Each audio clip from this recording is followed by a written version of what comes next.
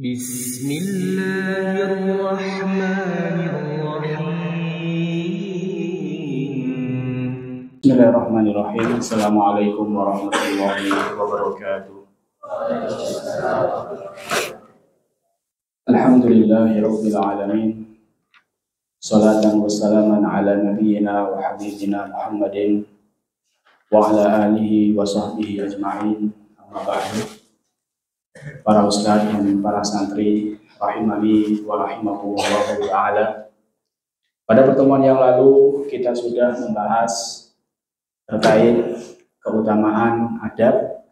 Maka pada pertemuan yang kedua ini kita akan membahas atau mengenal kitab yang kita akan baca, yaitu kitab Al-Adabul Mufrad.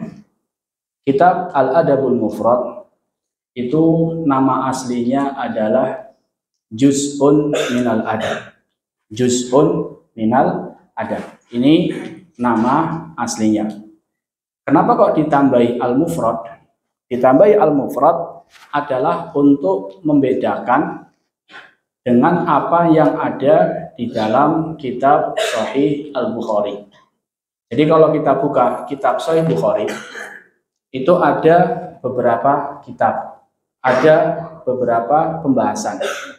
Pada kitab ke-78 itu ada kitabnya Kitabul Adab. Ada Kitabul Adab.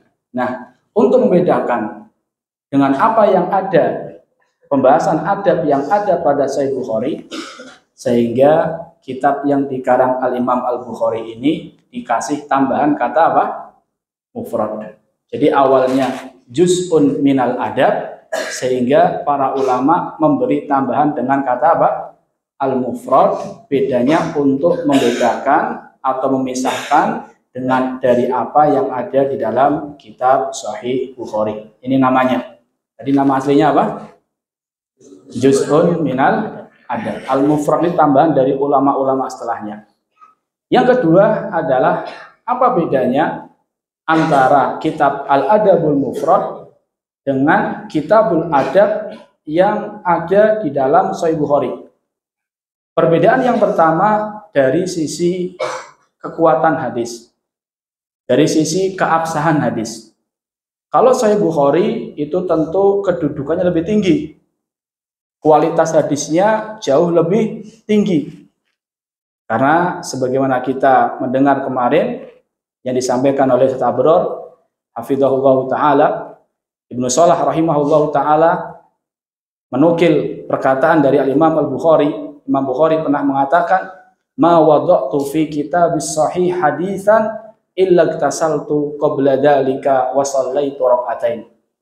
Tidaklah saya meletakkan satu hadis di dalam kitab Sahih Bukhari, satu hadis saja, kecuali saya berwudu, bersuci, kemudian saya sholat 2 rakaat.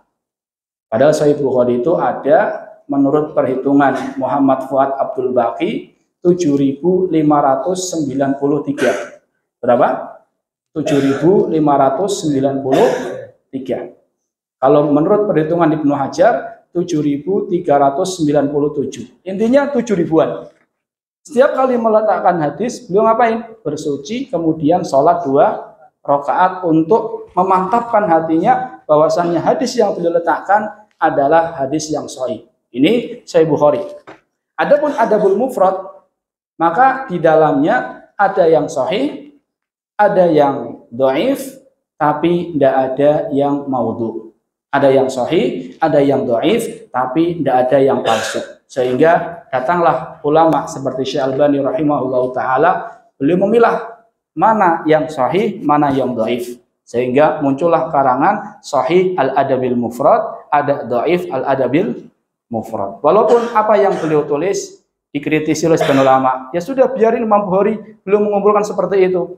Ngapain juga harus dipisah-pisah? Padahal apa yang dilakukan sangat membantu para penuntut ilmu untuk bisa menilai mana yang sahih, mana yang dhaif. Jadi perbedaan pertama antara Adabul Mufrad karang Imam Bukhari sama Kitabul Adab yang ada pada Sahih Bukhari karangan Imam Bukhari juga, perbedaan pertama apa? Apa perbedaan pertama? Kekuatan hadisnya atau derajat hadisnya. Lebih sahih yang mana? Sahih Bukhari. Kalau Adabul Mufrad ada yang dhaif enggak? Ada, tapi tidak ada yang maudhu, tidak ada yang palsu. Ini yang pertama. Yang kedua, min haitsul adad. Dari sisi jumlah. Kalau kita lihat Kitabul Adab dalam Sahih Bukhari, ini jumlahnya jauh lebih sedikit daripada hadis-hadis yang dihimpun oleh Al-Imam Al-Bukhari rahimahullahu ta'ala di dalam kitab Al-Adabul Mufrad.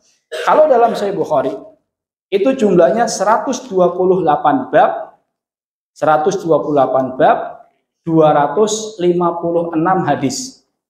128 bab, 256 hadis. Ini hadis-hadis tentang adab yang ada pada mana? Kitabul Adab Sahih Bukhari. Kalau dalam Al-Adabul Mufrad, itu babnya 644 dan hadisnya ada 1322. Berarti banyakan mana?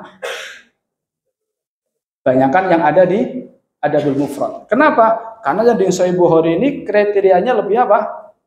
Lebih ketat. Sehingga beliau tidak masukkan dalam Sahih Bukhari kecuali hadis-hadis yang benar-benar sahih.